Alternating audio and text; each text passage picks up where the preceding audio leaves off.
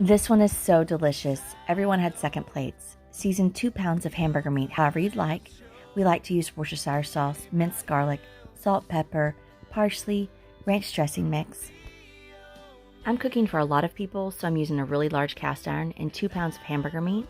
But for your standard size cast iron, just use 1 pound of hamburger meat.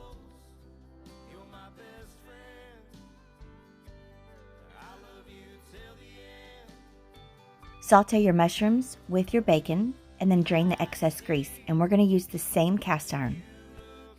Place your meatballs into the cast iron while it's still piping hot and broil them on high until they're nicely browned. Cook your favorite noodles until al dente. Drain most of the water out, leave a little bit, and add your Alfredo sauce.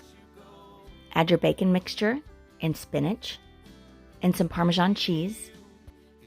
Bake this at 350 degrees for 20 minutes and voila!